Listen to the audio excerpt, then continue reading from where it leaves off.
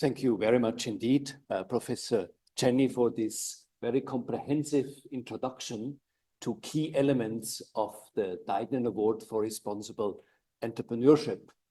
So among these different values, what we have, on the one side, entrepreneurial spirit, we have respecting human dignity, respecting fairness, respecting the environment, respecting business ethics, and we have respecting the disadvantaged. So our lesson from the first round was that in the second round, we would especially focus on this respecting the disadvantaged.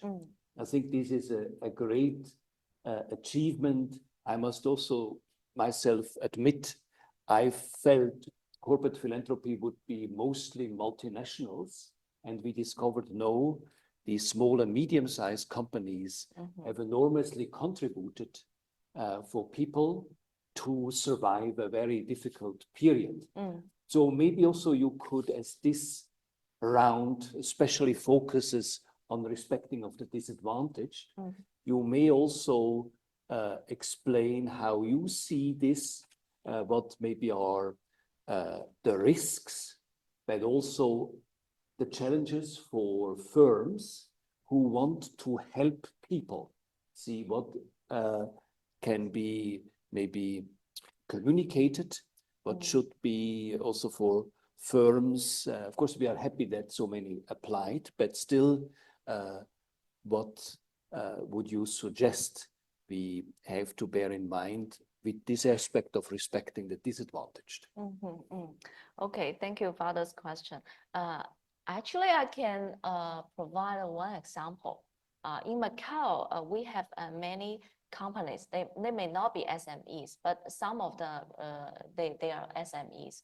They recruit some disabled people, staff, and this group of people actually have very good loyalty towards the company, and they will not select the task only they think is easy to do. They do whatever their boss and supervisors are located. Okay, and they also have very good working attitude and provide good services to the customers.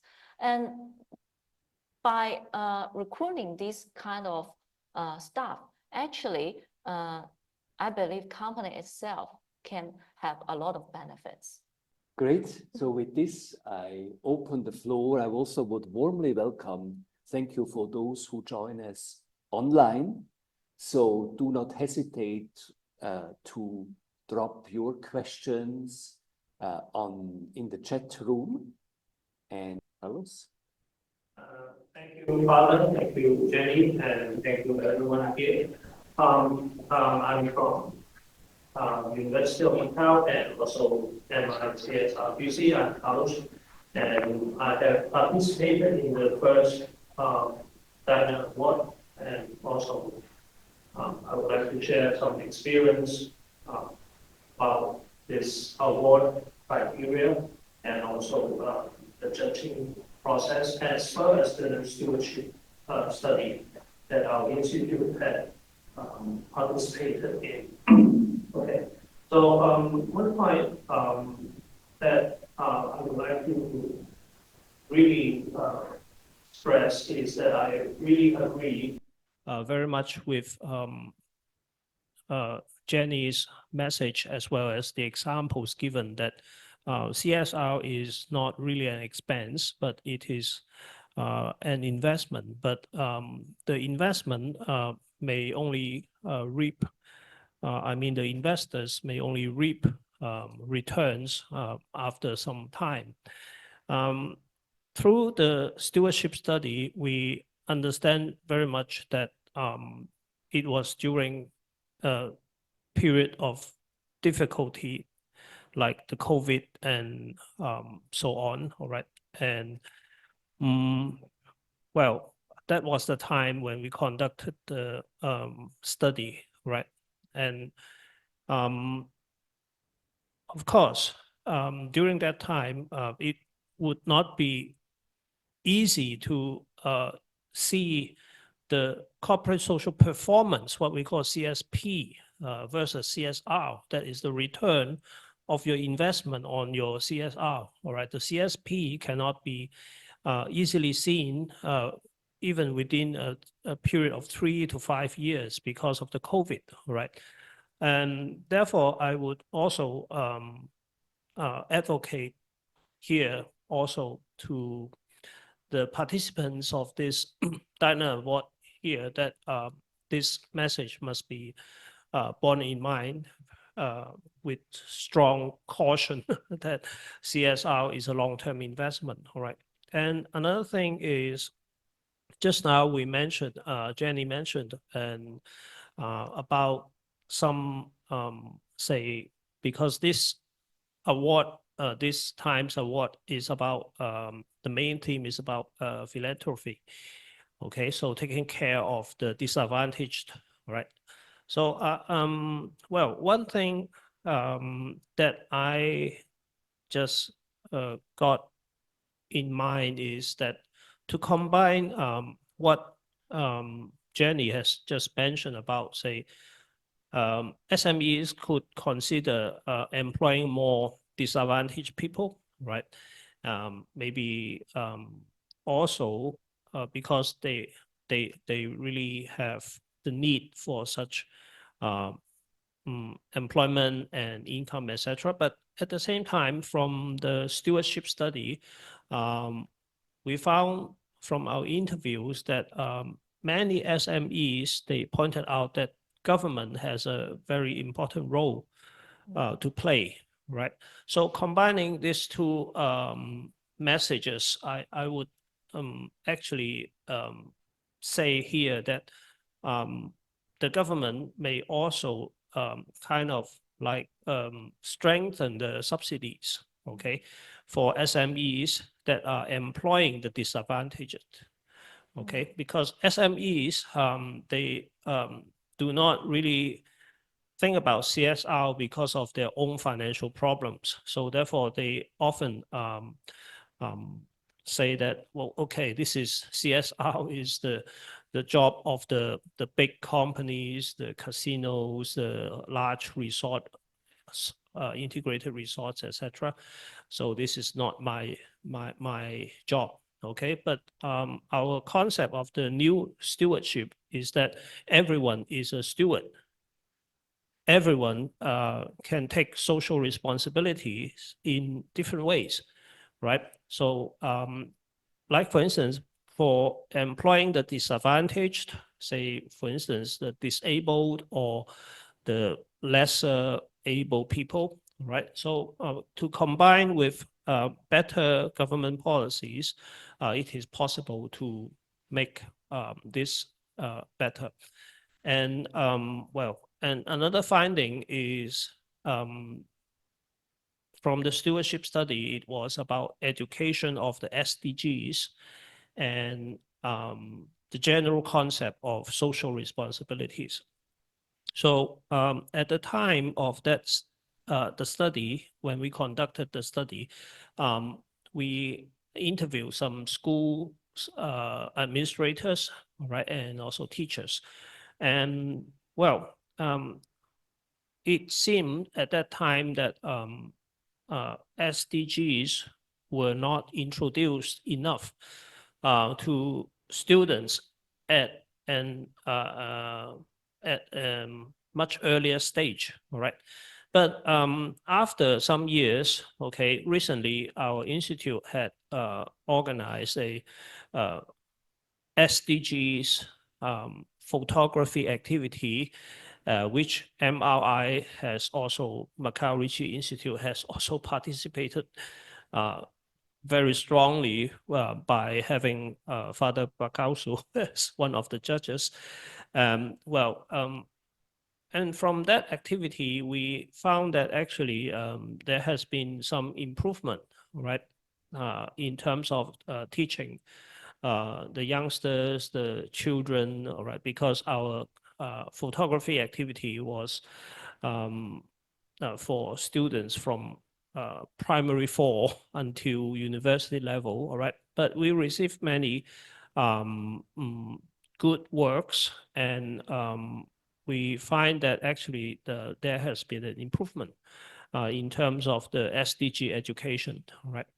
And I hopefully through the recent COP29 news that we can reach easily from the media, that we are talking about things like, say, the developed countries are going to assist or subsidize the underdeveloped or developing countries, or even some countries that have financial and economic problems, right? So this is also an act of philanthropy, isn't it? Okay, so we're not saying, okay, there has been a controversy about how much those developed countries are really subsidizing those other underdeveloped countries in terms of improving their climate change policy strategies, etc., and implementation issues. But okay, but the main thing is that this is also a kind of philanthropic act that we can use as an example to educate our young people, even our children, students, and also that can be applicable probably to profit-making companies or companies that are doing good profits. Okay, so like for instance, the big gaming companies, integrated resorts. Okay, they are doing a lot of CSRs, but the point is that to be really a good steward, so it is not only like we have mentioned the principal agent classical theory, isn't it? So who should you be a good steward to? To whom should you be a good steward? Is it only to your boss? That is the agent principal relationship, okay? But to a broader extent, okay, we are talking about a more social or even up to a spiritual level, okay? That if you are making good money, then okay, you are not only supposed to be complying to the requirements as set by the principal as an agent or manager, isn't it? Right. So and combining the first thing I was referring to, what Jenny was mentioning, that CSR is a long-term investment, that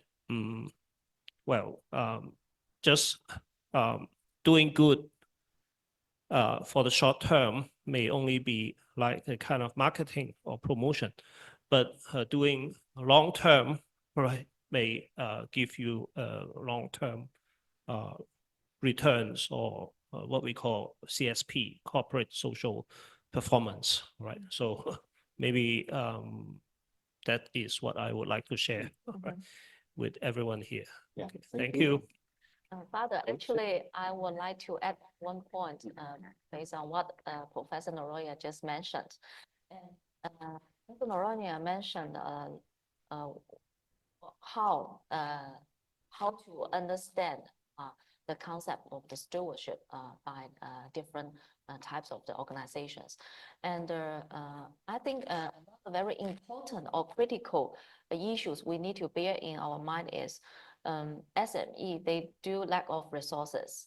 So as a member of the society, we cannot expect too much at the very beginning. Actually, what we need to do is we try to encourage them to start the first step. So if they can spend a little resources to focus on one minor dimension of the CSP, then I think it's already good enough.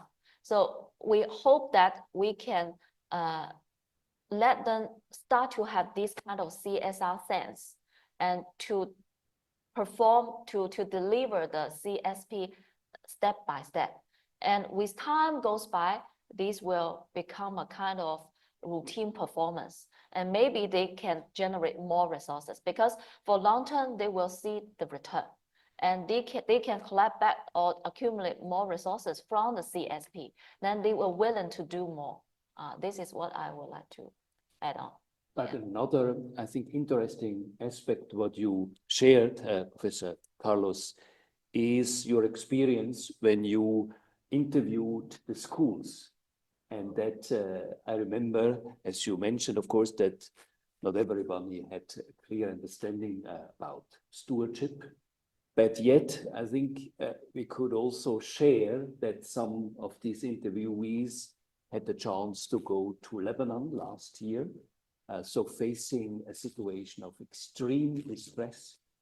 And so I think that had a lot of impact, I think, for them, of course, to understand what is hunger. Usually we don't know what is hunger. So that there is hunger. And I think this whole process also to learn sound social analysis. And also, I think, then as a conclusion, how to help. Also like your approach. So we have to proceed step by step. First, we don't know quite understand, but then we also including, I would say, this bracket of the middle schools, they slowly learn. And I think also this will have quite a considerable impact. Yes, please, Professor Gassner. Sorry, I had to leave, had a meeting with a student. You mentioned before I had to leave this Hong Kong and the ESG Hong Kong. Only one question about the waste charging scheme in Hong Kong. The waste charging scheme, the waste charging, this was discussed already 10 years ago, a plan from the government, and then but it was supposed to start in August this year, after many years preparation, the waste charging scheme. But now I heard that it was again postponed, the waste charging. Hong Kong has a lot of waste, and there's no solution so far what to do. Is it Tue Mun? Is the landfills in Tue Mun? We went there with our students here 3 times already to Tue Mun, to the waste, to see the waste landfills in Hong Kong. Of course, the incinerator like in Macau, but practically there's no solution. But what is the relation with the ESG or in the business world?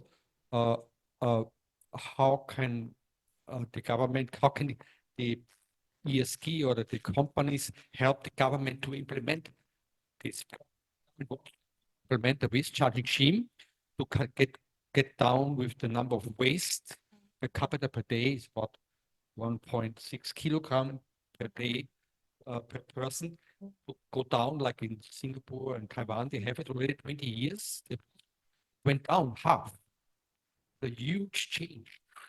But how to help the government to be able to implement this waste charging scheme? Discussion or you have an opinion or experience? Sorry for my long. Thank you. Mm. Thank you for your question. And I think ESG and SDG, of course, can provide a very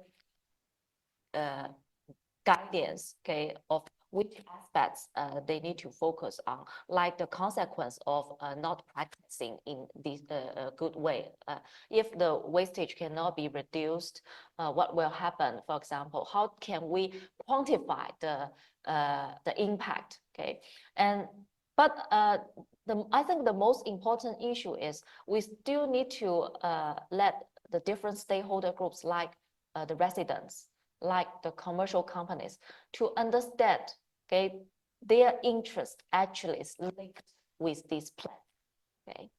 But how can we, okay, let them understand? And the government, I think that they need to have different types of the meeting with the industry associations or the community associations, try to discuss how to link their interests together. For example, to provide some incentives, like the Environmental Protection Bureau in Macau, and if the family, okay, can recycle some wastage, and send this waste recycled material to their station, and they will give some points. Then when you accumulate the points, you can redeem some coupons or some other things. And for companies also, like the restaurant, we may have a lot of food waste every day. And actually among these food waste, we have some kind of material can be recycled, like animal fat. One of our member, association member, actually, she is doing some kind of experiment, try to turn those wasted animal fat from the restaurant into candles and soap. These candles, actually, you can put on the restaurant table, fine dining table, right? And also you can put the soap in the washroom or some other places. This can be reduced. Or you can use this kind of recycled product and as a souvenir, give your guest. And if when your guests receive this small gift and tokens, and they understand, they being informed, okay, the source material of that soap and the candle is from the kitchen, back of the house kitchen. And actually it's from the wasted food materials. And I believe they will acknowledge this kind of practice of the restaurant. So through this way, you can educate the company and enterprises. But another question pumped out, because if you want to recycle these materials, you need to spend money, right? You need to buy some equipment, or you don't know the skills and the technique. So government at this time can help to link up like the restaurant with a kind of biotech companies. They can work together, and the government also can provide some subsidies for this kind of the practice. Just give an example. Well, I'm very glad these problems are raised, as this will be the subject of our next major conference at the Yale Center in Beijing. We will focus on food waste and food scarcity. So please keep your questions, and so I will, it will be a very important conference, also aiming at some concrete action proposals. Please, yeah. Yes. Thank you, Father Gaussman, for your question about this waste problem. Actually, you have hit my nerve, because we have our team, our research team had just conducted a study using all the sample firms of the Hong Kong Stock Exchange companies. And we have conducted a content analysis on all of their sustainability reports concerning how do they deal with this idea of circular economy. Because Father Stephen also mentioned that this is another agenda in another conference, but I would really want to mention to you that our paper has suggested a legal perspective towards waste, okay? Because the point is that when you are creating waste while you're making profit, and in order to maintain a sustainable world, the waste that you create is actually, we can approach this from a legal perspective, that the waste is also your possession, isn't it? So if you are, I'm just saying you because just example, right? So you are creating this product, but you have a byproduct. For instance, this is waste, but in terms of a legal perspective, this waste is also your possession. So therefore, this possession of this waste actually can be profitable or even meaningful. Say you can sell or you can transfer the ownership, because in legal terms, we have a very famous lawyer here, Toto Cunha. All right, so there are I made a little bit of study about this possession issue. So there are 5 rights concerning possession, and one is the possession right. The first one is, of course, to acquire the property, but the 5th right is to dispose of the property. So it means that the waste is also the company's or your possession, isn't it? So unless this legal possession issue is identified strongly, then the people, the companies will realize that actually this is something that should be responsible by the companies, by the people, right, that are creating this waste. And well, therefore, some implementation issues can be suggested and so on, all right? So we have submitted the paper, and let's see what is the result of our research. Right, thank you. Well, would our legal experts say something? We are, of course, honored that you are among us, Dr. Kunyan. Would you say something from your perspective? Because that's really an interesting aspect, you know, about looking at it from the aspect of property, yes. Good evening to everyone. Just a few words first to mention that such initiative on your side on creating some stimulus for the responsible for the daily operation of the companies to start thinking that there are objectives which there are principles to follow and that drive the daily operation much better than just going along the flow. This is an excellent initiative to put you thinking well, that the projects are not only oriented to get profit. It's not the profit.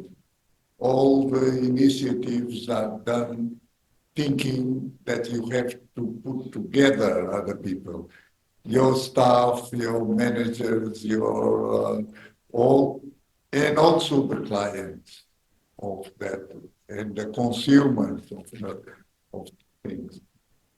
Putting all those things, we can really start finding that there is a role when we create those sources, the income for the company, for individuals. We have to also think that we are part of the whole. And on being part of the whole, we have to act accordingly and without harming all the neighbors, all the competitors, all the other players on the same game. This is something very important, and to talk internally also, I feel that is a good exercise that we share with all our workers. We share with them all the principles and justify why sometimes we have to take some measures not too comfortable, not too nice things only.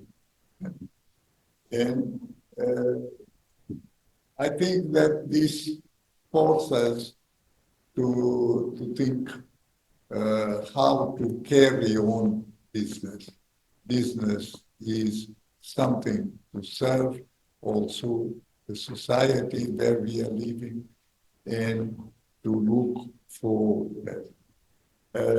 I would mention that it was today lunch there. It was today at lunchtime.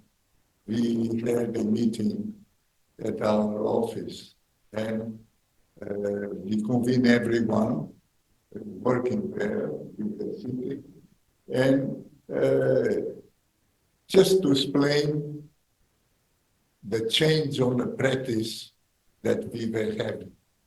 We were every year on the 26 years of our company, we always were thinking about the needs, and that on the Chinese New Year, we were giving an extra one that is not contractual. We were giving a bonus of another salary. This year, we are not able to keep the principle because during the 3 years of the COVID, we didn't change anything about all the stuff. We don't dismiss one staff. We don't reduce we don't reduce any salary. We don't put any kind of restriction on the benefits that we are giving to them. So what happened is 3 years was too long, and being so long exhausts many our I would call savings, but they were mostly reserved. So if we want to be sustainable, I'm not looking for tomorrow. I don't mind for tomorrow. I will not have worry. But I'm thinking in 5 years' time, in 10 years' time, we need to keep the company smoothly running. That we explained today to our around 85 people working with us, share with them, and make them understand why after 25 years, we need to change and to take out one, what I would call the benefit, the extra that we are always giving. I think that this is important. This is important. I'm not, we are acting this way naturally on we're not on the purpose to follow a certain theory or certain orientation or we are doing it naturally because we try to create a relationship with the staff, with our workers that keep and drive us to certain decisions. So I would like just to mention and share because it was just a few hours before that it happened. Thank you. Well, thank you. Also, we are in a learning process, and of course, also we build on the case studies of our winners of the first round. I particularly appreciate your company won in the first round, and we keep observing how things evolve. But also I would highlight another aspect what you shared, which is, I think, very beautifully explained when you talk to consider the whole, is the key aspect of the common good, what we want to promote, but in a very concrete way. So I think these case studies help us to better understand also these key, the meaning of what ESG is all about. Well, would you like, in this case, make a concluding remark, or what? I think you have, Professor Jenny, followed the whole process. Is there any specific recommendation? I would also think it's a moment we kind of record this important forum, so that we can share it also with firms which consider to submit maybe in the third round. 2027 will be the third round and marking the 100th birthday of Father Deignan. And we really want to seize the chance to clearly communicate what this link between entrepreneurship and ethics is all about. So what would you suggest as a concluding remark, or you can also challenge our audience with any question, please? Yes. Thank you, Father Stephen. I just want to say something, because I think this kind of seminars really workable to bring more concepts and information to different groups of the people and organizations. We all know that to promote CSP, as Professor Noronia mentioned, among those SMEs is very difficult, and the journey also very long to go. And so in the future, for the next Deignan Award, we can consider to organize a kind of training program or pre-training program before they start to apply the award, and to educate them, to inform them what are the basic ideas of these key indicators or the assessment dimensions, and also introduce some background knowledge to the small to medium-sized company. Also, MRI can collaborate with different local associations or even universities, say, to see if this kind of approach will be more effective to cover broader aspects of the society. Yeah. Well, I'm very glad you mentioned this, because it's in fact what I realized actually in Beijing recently, how much there is a real need for training seminars in this area. However, of course, we also have to bear in mind these companies are extremely demanding. And in the case of China, as also, for instance, today, even somebody mentioned that to me, where people are so also profit-driven, to explain why they should make a training is not self-evident. So I do agree, and actually I work on this currently to prepare for meaningful training seminars. On the other hand, we have to bear in mind, it's also my experience, there is also a big need in cross-cultural training, yes. However, it is a challenge to do that well. And I think maybe also Macau would be a good also forum for companies also from other regions, including from mainland China. And one of my suggestions is try to make this kind of training plan workable. We can work with the government, like Economic Bureau, because they take care of all the SMEs in Macau. Like they can collaborate with the local associations. After the training course, the SMEs can receive a kind of certificate, and the bureau, government bodies, they can try to add these SOEs on their website, and to show to the public or show to the tourists. And these SOEs, they understand what is CSP, and they also can help to disclose what these SME have done in the daily practice. Just kind of incentives for the SMEs, and let them know, you have done something good, and the government will help you to promote, and the people will acknowledge your performance. Then they will be much more motivated to participate in these CSP activities. Excellent suggestion. Yes. Yes, please. and about this idea of the training.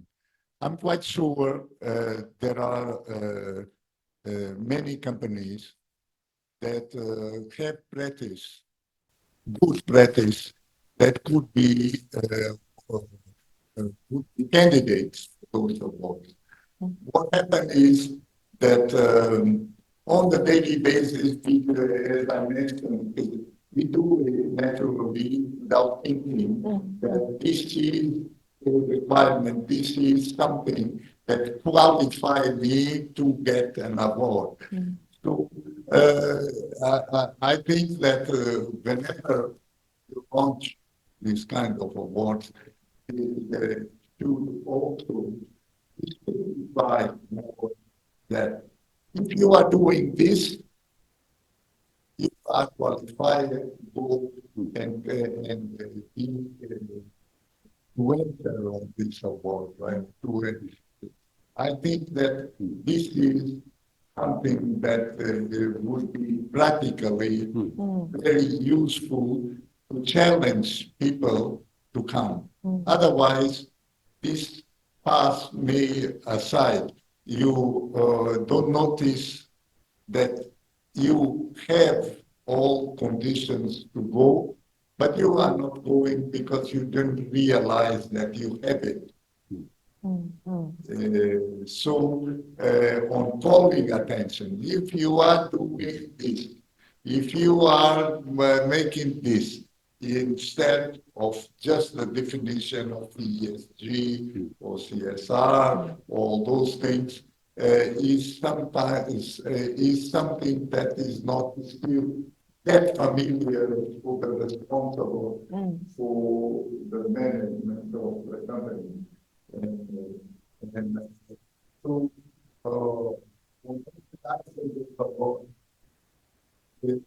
I suggest that you should a sort of you have to sort of moving and calling attention to the company.